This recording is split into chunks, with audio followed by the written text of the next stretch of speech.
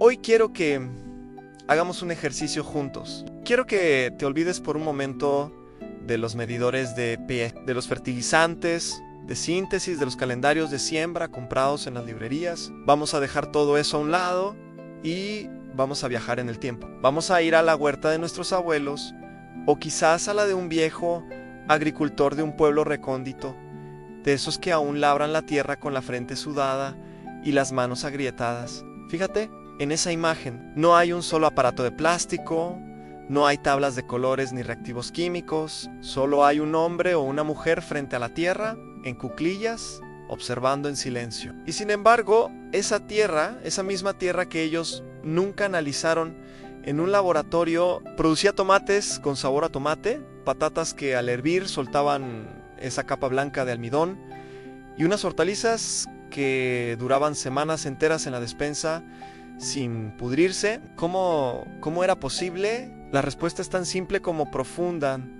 Ellos no medían la tierra, ellos la sentían. No necesitaban un número para saber si el suelo estaba listo, porque el suelo mismo les hablaba en un idioma que ellos aprendieron a escuchar desde niños. Y hoy, en este video, vamos a redescubrir ese idioma perdido. Vamos a aprender a leer los 3 libros sagrados que nuestros ancestros consultaban a diario: el libro del color, el libro de la textura y el libro del olor de la tierra. Empecemos por el más evidente de todos, el color. Para un agricultor ancestral, la tierra no era simplemente marrón, era un abanico infinito de matices que delataban su estado de ánimo. Ellos sabían que una tierra negra, de ese negro profundo como el carbón mojado, era sinónimo de riqueza, de G en Sidá, esa negrura que hoy asociamos al carbón orgánico.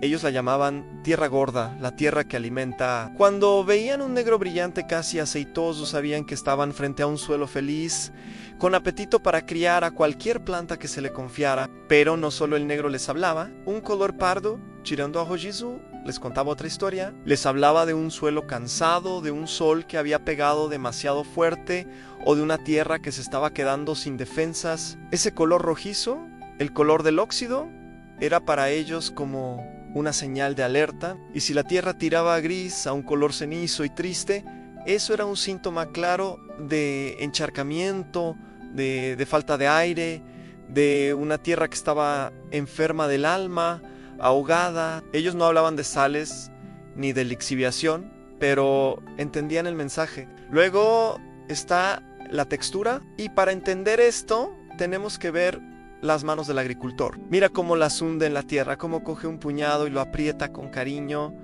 casi con respeto. No está haciendo un test de granulometría, está palpando el latido de la vida.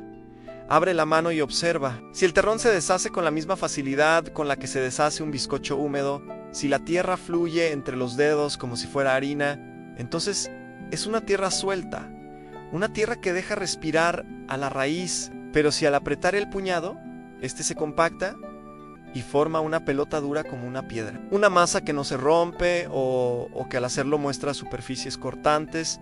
Eso significa que la tierra está apelmazada. Para Oli Aboli, esa tierra era una tierra ahogada que no dejaba pasar el agua ni el cariño. Y si al frotarla con los dedos siente que se vuelve jabonosa, resbaladiza, sabía que estaba lidiando con un suelo que retenía demasiado, que se enamoraba del agua y no la soltaba, lo que también era un problema para ciertas siembras. Pero quizás de todos los sentidos, el más olvidado hoy en día es el olfato, y sin embargo es el más sincero. Párate un momento e imagina que inclinas tu cabeza sobre el surco recién arado, que hueles. El agricultor antiguo cerraba los ojos y aspiraba profundo. El olor a tierra mojada después de la primera lluvia, ese olor tan característico que a todos nos transporta a la infancia, no es solo un aroma bonito, es el olor de la vida despertando, de los microorganismos que celebran la llegada del agua. Ese olor limpio, fresco a bosque,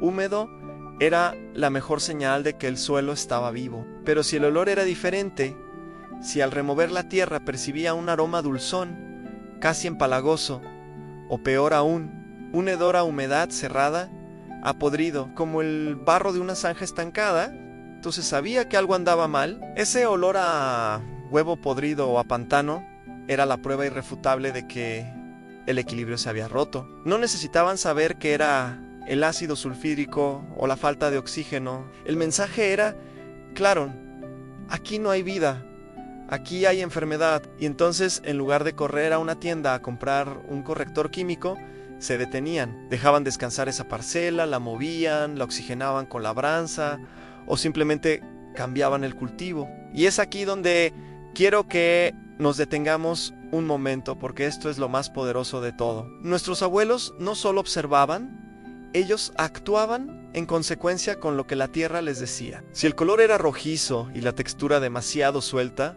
sabían que esa tierra tenía sed y hambre, y le aportaban materia orgánica, rastrojos, hojas secas del bosque. Si el olor era fétido, sabían que había que oxigenarla, que abrir surcos profundos y dejar que el sol y el viento hicieran su trabajo de limpieza. No existía la prisa, no existía la idea de arreglar el suelo en una semana. Ellos entendían que la tierra se cura con cariño, con tiempo y con ciclos. Si una parcela estaba débil, la abonaban con el estiércol de los animales, que no era un producto químico, era la vida transformada en alimento. Y esperaban a que la lluvia lavara los males, a que el sol calentara la cama, a que las lombrices hicieran su labor de arado silencioso bajo la superficie. Mira, en el mundo moderno nos han vendido la idea de que controlar es saber, de qué medir es entender, y nos han llenado las manos de aparatos que nos dan números fríos, exactos, pero vacíos de contexto. Podemos saber que el pH es 6.5, pero no sabemos si la tierra está triste o alegre, si está sedienta de compañía o si necesita que la dejen en paz. El conocimiento ancestral no era menos exacto, era simplemente más sabio. Era un conocimiento que pasaba de la mano del abuelo a la mano del nieto, no a través de un manual, sino a través de la experiencia compartida. Mira, nieto, mira este color. ¿Lo ves? Es el color de la tierra contenta. ¿Huele? ¿Hueles eso? Eso es vida. Eso es promesa de cosecha. Esa era la universidad. Esa era la ciencia. Y esa sabiduría transmitida en silencio, de generación en generación, nos lleva a una verdad incómoda para nuestro tiempo.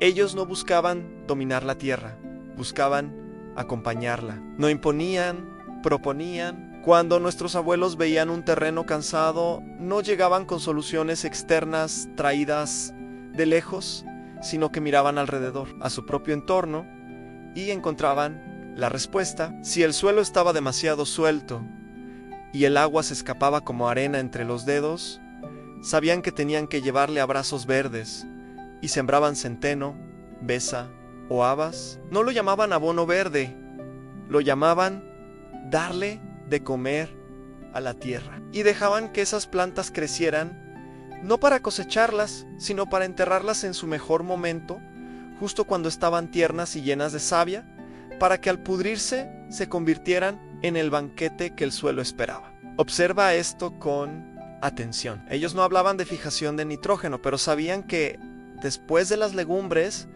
el maíz venía más robusto. No conocían la palabra simbiosis micorrízica, pero veían cómo las raíces se enredaban con los hongos del bosque y cómo los árboles frutales se llenaban de vida cuando no se araba demasiado profundo. El respeto por esa red invisible bajo sus pies era absoluto. Por eso evitaban quemar los rastrojos, por eso devolvían a la tierra todo lo que ella les había dado. Las hojas del maíz, las ramas de la poda, las cenizas del fogón, todo volvía al surco para cerrar el ciclo. Y fíjate, en la paciencia que tenían no existía el para ayer. Si una parcela daba señales de enfermedad, la dejaban descansar. La palabra barbecho no era una técnica agrícola, era un acto de humildad. Era reconocer que la tierra también tiene su propio ritmo, que necesita su invierno, su silencio, su momento de no dar nada para recuperarlo todo. Dejaban que el yuyo, la malawiyegbao, creciera libremente en ese descanso,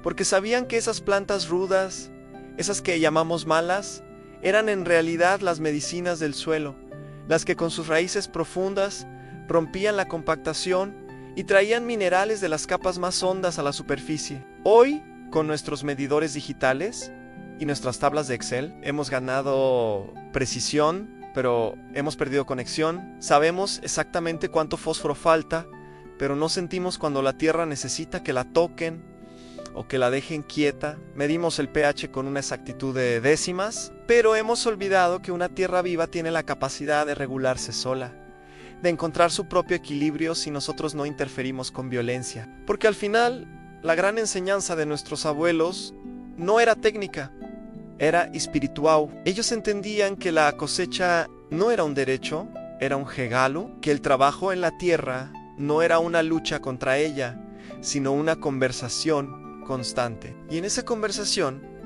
el silencio era tan importante como la palabra. Por eso se detenían a observar las nubes antes de arar. Por eso miraban el vuelo de los pájaros para saber cuándo sembrar. Por eso olían el viento y tocaban la tierra cada mañana, como quien saluda a un ser querido. Hoy te invito a que recuperes ese hábito perdido. La próxima vez que estés frente a tu huerto, antes de coger cualquier herramienta, antes de aplicar cualquier enmienda, simplemente siéntate en cuclillas. Mira el color de esa tierra. Toma un puñado y siéntelo en la palma de tu mano.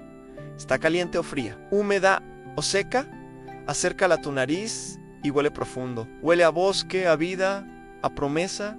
¿O huele a cerrado, a tristeza, a cansancio? No necesitas un número para saber que una tierra que huele a monte después de la lluvia es una tierra feliz. No necesitas un laboratorio para entender que si al apretarla se deshace como un bizcocho. Está lista para recibir la semilla con los brazos abiertos. Esa conexión, esa sabiduría ancestral sigue viva en ti. Solo tienes que despertarla, solo tienes que volver a poner las manos en la tierra y recordar, porque la tierra no miente, no manipula, no oculta. La tierra siempre dice la verdad. Solo hay que aprender a escucharla con el corazón, con las manos y con la nariz, como hacían nuestros abuelos. Esa es la ciencia más antigua, la más pura y la más amorosa que existe, y es la que nosotros en Raíz Ancestral queremos seguir cultivando contigo. Si este viaje al pasado, si este recordar la sabiduría de la tierra ha resonado en lo profundo de tu ser, te invito a quedarte. Suscríbete a este canal, activa la campanita y permítenos seguir acompañándote en este camino de volver a lo simple, a lo verdadero, a lo vivo, porque juntos, paso a paso, cosecha tras cosecha, estamos reconstruyendo ese puente entre el conocimiento antiguo y nuestras manos modernas. A la tierra nos espera. Vamos juntos a ella.